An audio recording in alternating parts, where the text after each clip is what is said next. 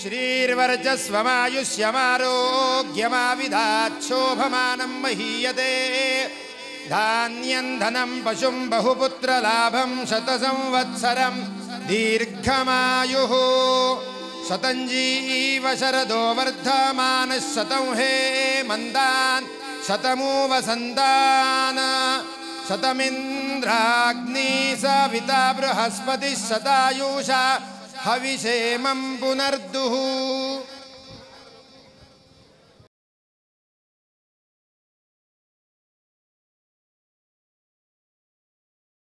మహా సవస్రావధాని, ప్రవచన కిరీటి, పద్యధారణలో ప్రపంచ రికార్డు స్థాపించిన డాక్టర్ గరికిపాటి నరసింహారావు పద్మశ్రీ పురస్కార గ్రహీత.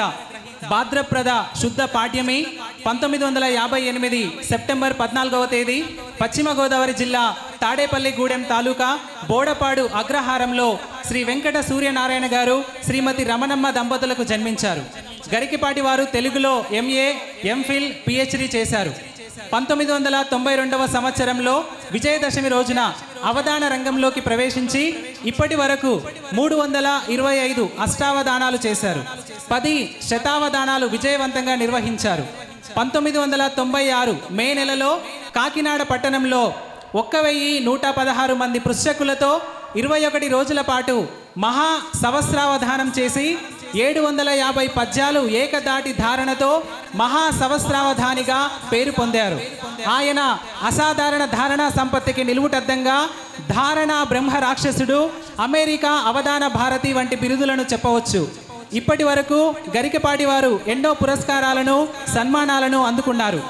డాక్టర్ గరికపాటి వారు 1116 పద్యాలు, సుమారు 4500 పంక్తులు కలిగిన స్వీయ కావ్యం సాగర ఘోషను 8 గంటల్లో ఏకదాటి మహాధారణ చేసి సరికొత్త ప్రపంచ రికార్డుని నెలకొల్పారు. అంతేకాకుండా అమెరికాలో 8 కంప్యూటర్లతో అష్టావధానాన్ని 2001లో నిర్వహించి ఔరా అనిపించారు. గరికిపాటి వారు తెలుగు రాష్ట్రాలలోనే కాక ఎన్నో దేశాలు పర్యటించి తమ వాగ్దాటితో, అష్టావధానాలతో, చెలోక్తులు, చమత్కారాలతో నేటి యువతకు కూడా ఉపయోగపడే విధంగా వ్యక్తిత్వ వికాస అంశాలను జోడించి అనేక ప్రసంగాలు ఇస్తూ వస్తున్నారు. సాగర ఘోష, వ్యక్తిత్వ దీపం, వైకుంఠ పాలి, ఇష్ట దైవం, అవధాన శతకం వంటి ఎన్నో పుస్తకాలను రచించారు. సామాజిక మాధ్యమాలపై ప్రత్యేకమైన దృష్టి సారించిన గరికపాటి వారు ఎప్పటికప్పుడు ఆధునిక సాంకేతికతను అందిపుచ్చుకొని యూట్యూబ్, ఫేస్బుక్, ఇన్స్టాగ్రామ్ వంటి మాధ్యమాలలో ప్రసంగాలు అందుబాటులో ఉంచి భవిష్యత్ తరాలకి కూడా ఉపయోగపడే రీతిలో విశేషమైన కృషి చేస్తున్నారు. ఇవే కాకుండా వారి గురించి చెప్పాలంటే సమయం సరిపోదు కాబట్టి కొన్ని విషయాల్ని క్లుప్తంగా తెలియజేశాం. ఆత్మకూరు పట్టణంలో భగవద్గీత ప్రచార పరిషత్, ఆత్మకూరు అమరచింత వారి ఆధ్వర్యంలో భగవద్గీత మహాయజ్ఞం అనే కార్యక్రమానికి మన ఆత్మీయ ఆహ్వానాన్ని మన్నించి వారి అమూల్యమైన సమయాన్ని వెచ్చించి నిత్య జీవితంలో భగవద్గీత అనే అంశం మీద సుదీర్ఘమైన ప్రసంగాన్ని చేయడానికి విచ్చేసిన డాక్టర్ శ్రీ గరికపాటి నరసింహారావు గారికి మనందరి తరపున మరొక్కసారి హృదయపూర్వక ధన్యవాదాలు తెలియజేస్తూ వారి ప్రసంగాన్ని ప్రారంభించాల్సిందిగా వినమ్రంగా ప్రార్థిస్తున్నాను. 2023వ సంవత్సరం సెప్టెంబర్ నెల 17వ తేదీ తెలంగాణ విమోచన దినోత్సవం సందర్భంగా మనమందరం కూడా భవదుఖాల నుంచి విమోచన పొందేటువంటి మార్గాన్ని చూపించే భగవద్గీత మీద ప్రవచనానికి మీకు అందరికీ స్వాగతం పలుకుతాం.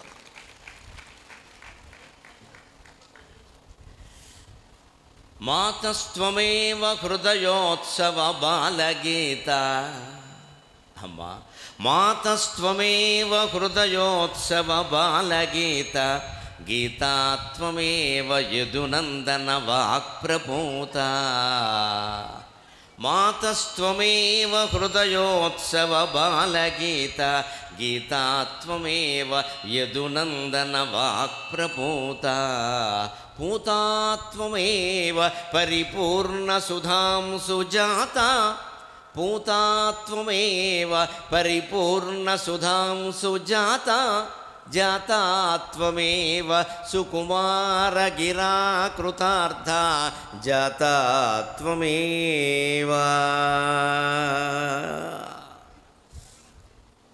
తల్లి ప్రేమ, తండ్రి ప్రేమ రెండూ కలిపి భారతీయులకే కాకుండా విశ్వమంతా అందించినటువంటి ఏకైక గ్రంథం భగవద్గీత. మాతస్త్వమేవ హృదయోత్సవ బాలగీత. మన తల్లి ఎవరు, తండ్రి ఎవరు అంటే మనమేవో పేర్లు చెప్పుకుంటాం, కానీ వారు ఎంత గొప్పవారైనా, మనం ఎంత వారిని పూజించినా ఈ జన్మకే వారు తల్లిదండ్రులు. జన్మ జన్మలకి మన తల్లిదండ్రులు ఎవరు అంటే పార్వతీ పరమేశ్వరులు. వేరే మాట చెప్పడానికి లేదు, పార్వతీ పరమేశ్వరులు. భగవంతుడే అందరికీ తల్లి, భగవంతుడే అందరికీ తండ్రి. ఇక్కడ మన తల్లికో కులం ఉంది, తండ్రికో కులం ఉంది, మతం ఉంది, ప్రాంతం ఉంది. భగవంతుడికి ఏమీ లేవు. ఆ ఏమీ లేనివాడే భగవంతుడు. మనం కూడా జీవుడు దేవుడు కావాలంటే ఏం చేయాలంటే ఏమీ అక్కర్లేదనే ధోరణికి చేరుకోవాలి, అప్పుడు అవుతాం ఖచ్చితంగా. భగవాన్ రమణ మహర్షి దగ్గరికి ఓ పెద్ద ఆవిడ, 70 ఏళ్ళ ఆవిడ బస్సు దిగి పరిగెట్టుకుంటూ వచ్చి, ఆయన ఇంకా లేచి 2 మెతుకులు తినడానికి పెడతారనగా కంగారుగా వచ్చి కాళ్ళ మీద పడి, నాకు మోక్షం వేయండి స్వామి, నాకు మోక్షం వేయండి, వేరే ఏమక్కర్లేదు, నాకు మోక్షం వేయండి అది. సరే ఇస్తానులే, ఆయాసపడి వచ్చావు కదా కాసేపు కూర్చో అన్నాడు ఆయన. మోక్షం అంటే ఏమిటి, ఏమైనా చాకిలెట్టా ఇవ్వడానికి? ఇస్తానులేమ్మా కూర్చో, ముందు ఆయాసపడి వచ్చావు కదా అని తర్వాత అన్నట్ట. ఆవిడ చూడండి ఎంత అమాయకురాలో, నాకేం అక్కర్లేదు మోక్షం ఏంటి అంటుంది. ఏమీ అక్కర్లేదంటే మోక్షమే కదా నేను ఇచ్చేది ఏమిటి అన్నాడు. ఇది మనం అర్థం చేసుకోవాలి. మోక్షం మన చేతుల్లో ఉంది, ఒకరిచ్చేది కాదు మనకి. శ్రీకృష్ణుడు కూడా మనకి మోక్షం ఇయ్యలేడు, ఇస్తానని ఆయన చెప్పలేదు. అలా నేను నీకు మోక్షం ఇస్తాను అనలేదు. నువ్వు ఏడవకు, నేను చెప్పినట్టు చేయి, నీకు దారి దొరుకుతుంది అన్నాడు. యథేచ్ఛసి తథాకురు అంటాడు భగవద్గీత. కృష్ణ పరమాత్మని జగద్గురువు అని ఎందుకంటారు, కృష్ణం ఉంది జగద్గురువు అని ఎందుకంటారు అంటే, గురువు అయిన వాడు నిజంగా చేయాల్సిన పని శిష్యుల్ని ఆజ్ఞాపించడం కాదు, శిష్యులకి మార్గదర్శనం చేయాలి. మళ్ళీ ఆ దారిలో నడవడం అనేది శిష్యుడు పనే. గురువు చేయి పట్టుకుని నడిపించడు. ఎంతమందిని నడిపిస్తారు, ఎక్కడ సాధ్యం అది? గురువు చెప్పిన మార్గంలో మనకి నమ్మకం ఉంటే మనం నడవాలి. దాంట్లో ఉండే కష్ట నష్టాలు మనమే ఎదుర్కోవాలి. మాటిమాటికి గురువుకు ఫోన్ చేసి సార్ అనకూడదు ఇక్కడ. ఆ కష్ట నష్టాలను ఎదుర్కోగలిగే ధైర్యం అంతా గురు ఉపదేశంలో ఉంటుంది. అదంతా భగవద్గీతలో ఉంది. అందుకని మోక్షం అంటే ఏమిటి అంటే ఏమీ అక్కర్లేదు అనుకోవడమే.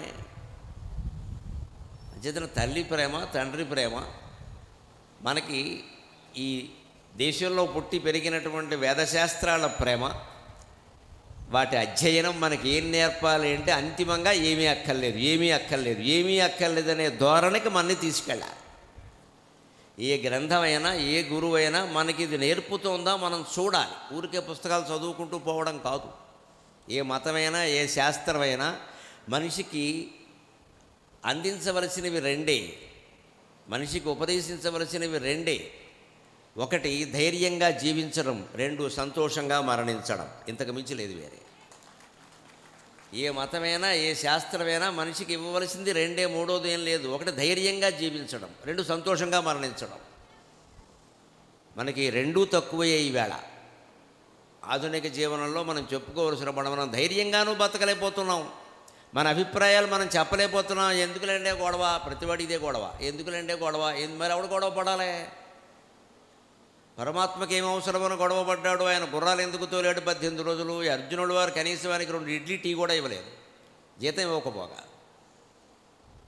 ఇక గెలిస్తే పోనీ ధర్మరాజు గారు మహారాజు అయ్యాడు, పోనీ శ్రీకృష్ణుడిని పిలిచి హోమ్ మినిస్టర్ అయినా చేయాలా, కనీసం కార్పొరేషన్ చైర్మన్ అయినా ఇవ్వాలా. ఇప్పుడు ఏమి ఇవ్వకపోతే రాజకీయాల్లో ఎవరన్నా ఉంటారు? అసలు ఎందుకుంటారో? ఏమిస్తారో తెలుసుకుని తర్వాత పార్టీకి చేయంటున్నారు. చూస్తూనే ఉన్నాం కదా, ముందు ఏమిస్తారో తెలుసుకుని. కానీ మరి మీరు ఇక్కడ ఇన్ని వేల మంది జనం నేను ఏమిస్తానని వచ్చారండి, నాకు అర్థం కావట్లా. ఇది నిజమైన అభిమానం అంటే, ఇది నిజమైన అభిమానం. నేను ఏమిస్తానని వచ్చారు, నాకేం బంధువులు కాదే, మిత్రులు కాదే, సన్నిహితులు కాదే, మీరెవరో నాకు తెలియదే, నేనెవరో మీకు కొద్దిగా ఈ ప్రచారం కారణంగా తెలుసునేమో, కానీ మీరందరూ నాకేం తెలియదు. కానీ ఎందుకు వచ్చారు? ఆయన ఏదో 4 మొక్కలు తెలిసినైనా మనకు 4 మొక్కలు చెబుతాడు, మన జీవితం బాగుంటుందనే కదా. ఇదే అనుబంధం, ఇది నిజమైన అభిమానం. అందుకని ఏదో ఆశించి చేరేది, ఆశించి జెండా పట్టుకునేది అభిమానం కాదు, అదంతా స్వార్థం. అంచేతను ఏమీ ఆశించకుండా పరమాత్మ 18 రోజులు చాకిరీ చేశాడు పాండవులకి. పాండవ పక్షపాతి అంటారు, పొరపాటు మాట. ఆయన ధర్మపక్షపాతి. పాండవులు ఆయనకి చుట్టాలు అంటారు, పొరపాటు. దుర్యోధనుడు కూడా చుట్టమే. దుర్యోధనుడు స్వయంగా కృష్ణుడికి వియ్యంకుడు, చాలామందికి తెలుసో తెలియదు. కృష్ణుడు కొడుకు సాంబుడికి దుర్యోధనుడు కుమార్తె లక్షణనిచ్చి పెళ్లి చేశారు. వాళ్ళిద్దరూ వియ్యంకులు. చెల్లెల మొగుడు అర్జునుడు చుట్టమైతే ఇంకో కొడుకు మామగారు దుర్యోధనుడు చుట్టం కాదా? అంచేత చుట్టాలు కాబట్టి ఆయన పాండవుల వైపు ఉండలేదు, పొరపాటు మాట. చుట్టాలు కాబట్టి ఆయన ఎవరిని దుర్మార్గుల్ని క్షమించలేదు. శిశుపాలుడు స్వయంగా మేనత్త కొడుకు వేసేసాడు, దుర్మార్గుడు అంతే. దంతభక్తుడు మేనత్త కొడుకు వేసేసాడు. మిత్రవింద మేనత్త కూతురు పెళ్లి చేసుకున్నాడు. విందాను విందులు మేనత్త కొడుకులు. అయితే ఏమిటి, కౌరవపక్షంలో ఉండి యుద్ధం చేశాడు, అర్జునుడి చేత వేయించి పారేశాడు. చూసే వేసే మాట్లాడకని చెప్పాడు. ధర్మం కోసం పోరాడేటప్పుడు బంధుత్వాల గురించి చూడకూడదు, అదే భగవద్గీత. అందుకని మనం కూడా జీవితంలో ధైర్యంగా ఉండడం చాలా ముఖ్యం.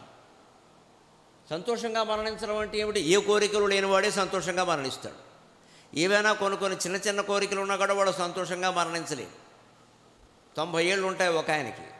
మనం ఆయన ఇంటికి వెడతాం చూడడానికి, ఏదో ఎవరితోనో మాట్లాడడానికి వెడతాం. ఆయనతో మనకేం పని? మనం వెళ్ళంగా వృద్ధులను చూడడానికి ఎప్పుడు వెళ్ళాం, మనకు ఉపయోగపడే వాళ్ళు ఉంటేనే వెడతాం.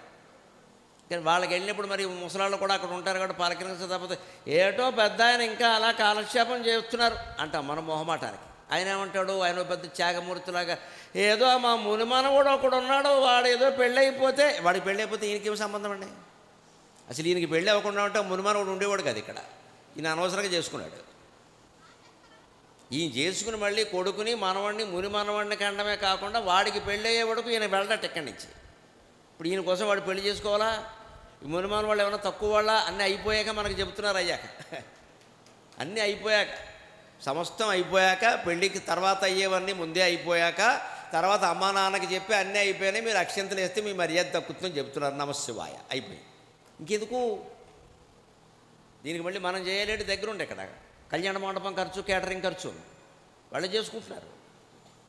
కానీ ఈ ముసలాయన ఈ మాట ఎందుకంటాడు అంటే, మీరైనా నేనైనా ఎవరు ముసలాళ్ళమైనా ఈ మాటే అంటాం. ఎందుకంటామో తెలుసా? మన కోసం మనం బతుకుతున్నామంటే బాగుండదని, ఏదో ఎవరి కోసమో బతుకుతున్నట్టు పెద్ద పోజు. ఇక్కడ ఏమీ లేదు, నీ కోసం నువ్వు బతుకుతున్నావు, నీకు ఇంకా ఉందని చెప్పరాదా? ఎందుకు వచ్చిన గొడవ? ఇలాంటి వాడు ఎవడు సంతోషంగా వెళ్ళలేడు. ఒకవేళ ఆ మునిమానవుడికి పెళ్ళి అయ్యాకైనా వీడు వెళ్ళిపోయినా వాడు కొడుకుని మళ్ళీ, వాడు కడుపును మళ్ళీ కొడుకే పుడతాడు, లేదా వాడి ఇంటో కుక్కే పుడతాడు కర్మకాలితే. అందుకే మనకి వెళ్ళేలోగా అన్ని కోరికలు వదిలేయాలి, ఏమీ అక్కర్లేదంటే అర్థం. అంతే, అలా వదిలేయాలంటే ధైర్యంగా జీవించాలి. ఆ ధైర్యాన్నే భగవద్గీత కల్పిస్తుంది. అది ఎటువంటిది అంటే తల్లి ప్రేమ లాంటిది, తండ్రి ప్రేమ లాంటిది. లోకంలో తల్లిదండ్రులను మించి ఈ భౌతిక జీవనంలో మన క్షేమం కోరేవాళ్ళు ఎవరు ఉంటారు? భార్య అయినా 25 ఏళ్ల తర్వాత వచ్చింది, భర్త అయినా 25 ఏళ్ళు 30 తర్వాత వచ్చాడు, పిల్లలు ఆ తర్వాత వచ్చారు. ఎవరైనా ఓ గురువుకి శిష్యులైనా ఎప్పుడు వచ్చారు? ఆయన ఉద్యోగంలో చేరాక వచ్చారు. భూమి మీద మనం పుట్టడానికి కారణమైన తల్లిదండ్రులే మనకి జీవితాంతం నిజానికి తోడుండే వ్యక్తులు. నిజం చెప్పాలంటే వాళ్ళు ఇక్కడ భౌతికంగా లేకపోయినా సరే మనకు తోడే. ఎందుకంటే వాళ్ళు ఫోటో పెట్టుకుని ఉన్నా సరే మనం చెప్పుకుంటూ ఉంటాం, మా నాన్నగారండి, మా నాన్నగారు. ఎవరు మీ ఇల్లు చాలా బాగుందండి, మా నాన్నగారండి బాబు అసలు ఇంటి శుభ్రంగా ఉండకపోతే చంపేస్తాడంటారు. అంతే. ఈ కొడుకు ఆ సంస్కారం ఎక్కడి నుంచి వచ్చిందంటే తండ్రి నుంచి వచ్చింది. అందుకే బాగుందండి మీ ఇల్లు, ఇప్పుడు నాకు గౌడు గారు వెళ్ళి ఇచ్చారు అక్కడ గది, ఒక ఊరికే పావు గంట నేను ఊరికే స్నానం చేసి బట్టలు మార్చుకుని తయారయ్యారు అంతే. చక్కగా ఉంది, నేను వచ్చి 3 రోజులు మకాం పడతాను ఈసారి మా శ్రీమతితో సహా. ఏమి లోట్లేదు, ఆదరణ ఆదరణ. ఎందుకని ఆత్మకూరు, ఆత్మకూరు అంటే మహాసంస్థానం, మహాసంస్థానం. 1000 మంది పండితుల్ని పోషించిన సంస్థానం ఇది. ఆత్మకూరు అనగానే నేను ఎందుకు వస్తాను అంటే, నాకు బొక్కపట్నం శ్రీనివాసాచార్యులు గారు, తిరుపతి వెంకట కవులు, మహానుభావులందరూ గుర్తొచ్చారు, మహానుభావులందరూ గుర్తొచ్చారు. ఇటు గద్వాల పక్కనుండే అమరచింత, ఆత్మకూరు, ఇవన్నీ పూర్వం పండితుల్ని పోషించిన సంస్థానాలు. పోటీలు పెట్టారు పండితులకి. గుర్రాల పోటీలు, గాడిదల పోటీలు పెట్టడం కాదు, ఇక్కడ పండితుల పోటీలు పెట్టారు. అవధానాల్లో ఆశువుగా పద్యం చెప్పడంలో పోటీలు పెట్టారు. ఇక్కడ దగ్గర అమరచింత బ్రహ్మాండమైన సంస్థానం. ఇప్పుడు నేను వచ్చిన కారు డ్రైవరు ఏమయ్యా నీకు ఆత్మకూరు తెలుసా అన్న, పక్కనే అమరచింత సార్ మా అత్తారూరు అన్నాడు. నేను వెంటనే అన్న పుట్టింటికైనా దారి మర్చిపోతాడేమో కానీ ఎవడైనా అత్తారింటికి మర్చిపోడు పోనే అన్నాడు. అమరచింత మా అత్తారు నీకు దారి చెప్పడం ఏంటి పోనే అన్న. పుట్టింటికైనా మర్చిపోతాడేమో, అమ్మ రమ్మంటే అమ్మ ఖాళీ లేదంటాడు, అత్తగారు రమ్మంటే మాత్రం పరిగెట్టేస్తాడు వెంటనే, పెళ్ళానికి కోపం వస్తుంది. అందుకే నీకు చెప్పేది ఏమిటో దారి పోనే అన్న. అంతే మరి చక్కగా తీసుకొచ్చి ఇక్కడ దింపించాడు వాళ్ళు అత్తారు. ఆ అమరచింత గుర్తు రాగానే నాకు ఇదో సంస్థానం కదా, గద్వాల ఇదో సంస్థానం కదా. తిరుపతి వెంకట కవులు గద్వాలలోనూ ఆత్మకూరులోనూ అమరచింతలోనూ మహత్తరమైన సన్మానాలు పొందిన వాళ్ళు, ఎక్కడో గోదావరి జిల్లాలకు చెందిన వాళ్ళు ఎంత ఆనందంగా చెప్పుకున్నారంటే ఈ ప్రాంతం గురించి. ఎక్కడో వారు వేరే ఊరు వెళ్ళినప్పుడు వేరే సంస్థానానికి అక్కడ కోదండ రామారావు గారిని ఒక దివాన్ ఉండేవాడు. వెనక జమీందారీ సంస్థానంలో దివాన్ అని ఉండేవారు. దివాన్ అంటే ఇప్పుడు ప్రభుత్వానికి చీఫ్ సెక్రటరీ. వ్యవహారాలన్నీ చేసేది అధికారులేనండి. ముఖ్యమంత్రులు సూచనలు ఇస్తారు, అంతవరకే నాయకులు, కానీ చేసేదంతా ఐఏఎస్ ఐపీఎస్ అధికారులే కదా. అయితే వీళ్ళకేం తెలుస్తుంది, ఏం జరుగుతుందో వాళ్ళే చెప్పాలి. అలాగే పూర్వం జమీందారీ సంస్థానంలో దివాన్లు అని ఉండేవారు. దివాన్ అంటే చీఫ్ సెక్రటరీ, ప్రధాన కార్యదర్శి. ఆయన చెప్పిన ప్రకారమే రాజుగారు నడుచుకునేవాడు. ఎవరికైనా 1000 రూపాయలు ఇవ్వాలంటే దివాన్ చెప్పాల్సిందే. అటువంటి దివాన్ ఒక ఆయన కోదండ రామారావు గారిని ఆయన తిరుపతి వెంకట కవులు అక్కడికి వెడితే, మేము ఇక్కడ అవధానం చేస్తామండి, రాజుగారిని సభ పెట్టించమనండి అని అంటే సాహిత్యాన్ని పోషించాలి కదా. రాజులంటే సాహిత్యాన్ని పోషించాలి. పాలకులందరూ దృష్టిలో పెట్టుకోవాలి. ఊరికే మీకు 5000 ఇస్తాం, మీకు 3000 ఇస్తామంటాం కాదు. ఇక్కడ మీ దగ్గర మీకు అవధానాలు నేర్పుతాం, మీకు తెలుగు భాష నేర్పుతాం, మీకు సాహిత్యం నేర్పుతామని చెప్పాలి. ఆ వాగ్దానాలు కూడా చేయమని అడగండి. ఇప్పుడు ఎన్నికల కోసం ఎవరైనా వస్తే భాషను ఏం చేశారని అడగండి, మొహమాటం లేకుండా. తెలుగు భాష ఏమైందని అడగండి. ఎవడో మాట్లాడు, అసలు మినిస్టర్లు మాట్లాడరు, ఎవడో మాట్లాడు. అందరూ వదిలేశారు, మొత్తం ఉభయ తెలుగు రాష్ట్రాల్లోనూ వదిలేశారు. అంటే ఇంత దౌర్భాగ్య స్థితిలోకి వచ్చాం. ఒకప్పుడు అంటే ఏదో 1000 ఏళ్ళు అనుకోకండి, 70-80 ఏళ్ల క్రితం నేను చెప్పిన అవధానాల సదస్సులు పోటీలు ఇవన్నీ 1930-40 ప్రాంతాల్లో కూడా జరిగాయి. 70-80 ఏళ్ల క్రితం అక్కడ వేరే సంస్థానానికి వెళ్ళినప్పుడు ఆ కోదండ రామారావు గారు అని ఆయన వీళ్ళకి దర్శనం ఇవ్వమంటే, రాజుగారు బోడు పనులు ఉన్నాయండి, ఎక్కడికి వస్తాయి, ఎవరికి ఇస్తారండి దర్శనం, ఉండండి అలాగా ఎప్పుడో చూద్దాం అంటే ఎక్కడుంటారు? పొరుగు దేశం నుంచి వచ్చారు వాళ్ళు, ఎవరో ఇంట్లో ఉండాలి. ఎవరింట్లో ఆ రోజుల్లో ఎవరో ఎన్నాళ్ళు పెట్టుకుంటారు? ఏమైనా సత్రాలు ఉన్నాయా, హోటల్స్ ఉన్నాయా, ఏమున్నాయా? ఎక్కడ ఉండడానికి లేదు. వీళ్ళ దగ్గర డబ్బులు లేవు, ఎవరో భోజనం పెట్టాలి. ఎంత మహాకవులు అయితే మాత్రం పెట్టాలి కదా. అందుకని వాళ్ళకి బాధ కలిగి ఓ పద్యం చెప్పారు. మేమంటే ఎవరు అనుకుంటున్నారు మీరు, మాకు దర్శనం ఇవ్వరా రాజుగారు, మేమేమో మామూలు వాళ్ళమా? అటు గద్వాలిటు చెన్నపట్టణము మధ్యంగల్గు దేశంబునన్ చెటుల స్ఫూర్తి శతావధానములు మెత్సంజేసియున్నట్టి మాకిటు రాజీయకయున్న దర్శనము ఇంకెవ్వారకి రాసు సంగుట చెప్పంగదవయ్య పాలిత బుధా కోదండరమాభిధా అని పౌరుషంగా పద్యం చెప్పారు. దెబ్బకి ఆయన తలుపు తీసి ఇంకేదైనా పద్యం చెప్తే మటాష్ అయిపోతామేమో లోపలికి రమ్మని చెప్పాడు. చేపిస్తారు కోపం వస్తే వాడు. కవి చెప్పిస్తే దేశం మిగలుతాం. కవికి రైతుకి కోపం రాకుండా మనమే చూసుకోవాలి. రైతుకి నాగల మీద కోపం వచ్చినా, కవికి కలం మీద కోపం వచ్చినా దేశం బాగుంటుందండి, దేశం బాగుంటుంది. అన్నం పెట్టేవాడు రైతు, సంస్కారం నేర్పేవాడు, జ్ఞానం ఇచ్చేవాడు కవి, ఉపాధ్యాయుడు, పండితుడు. ఆ ముగ్గురు ఒకటే. గురువు, ఆ గురువు లేకపోతే దేశం బాగుండదు.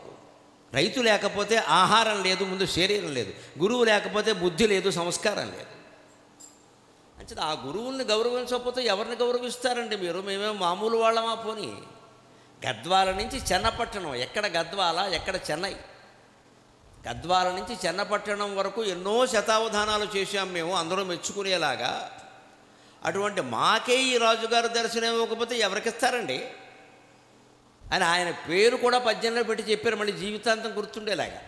ఇంకెవ్వారికి రాజసంగుట చెప్పంగదవయ్య పాలిత బుధా కోదండ రామాభిధ అని యతిస్థానంలో పెట్టారు ఆయన. కోదండం అనే పేరు, దెబ్బకి కోదండం వేసినట్టే మనిషిని. చరిత్ర ఉన్నంతకాలం, ఈ పద్యం ఉన్నంతకాలం ఆయన తిడుతూనే ఉంటారు జనం అంతా, వాడెవడో దర్శనం ఇవ్వలేదుటని. అటువంటి ప్రాంతం ఇది. ఆత్మకూరు సంస్థానం అంటే ఇది, అమరచింత సంస్థానం అంటే ఇది, గద్వాల సంస్థానం అంటే ఇది. నాకు ఇక్కడికి వస్తున్నాను అనగానే మనస్సు నిండా బుక్కపట్నం శ్రీనివాసాచార్యులు గారు, ఆత్మకూరు సంస్థానం ఆధీసులు పోషించినటువంటి పండితులు, తిరుపతి వెంకట కవులు అందరూ గుర్తొచ్చారు. నేను ఆ అవధాని వర్గానికి చెందినవాడినే కాబట్టి 325 అష్టావధానాలు, 10 శతావధానాలు ప్రజలు మెచ్చే విధంగా కాకినాడలో 750 పద్యాల ఏకధాటి ధారణతో మహాసహస్రావధానం చేసిన వాళ్ళం కాబట్టి నాకు రావడానికి అర్హత ఉంది అనుకున్నాను. వీటన్నిటికీ మూల కారణం అండి, జీవితంలో ఈ అవధానాలు చేసినా సరే, కవిత్వం చెప్పినా సరే, ప్రవచనాలు సామాజిక వ్యాఖ్యతో ప్రజలు బాగుపడాలనే ఉద్దేశంతో ఎవరు ఏమనుకుంటారనేది లెక్క చేయకుండా నిష్కర్షగా చెప్పినా సరే, దానికి కారణం నేను మొహమాటం లేకుండా చెబుతున్నా, మా అమ్మ నాకు నేర్పిన భగవద్గీతే దానికి కారణం. భగవద్గీతే దానికి కారణం. ధైర్యంగా ఉండాలి రా అబ్బాయి, ధైర్యంగా ఉండాలి. కృష్ణుడు చెప్పింది అదే కదా.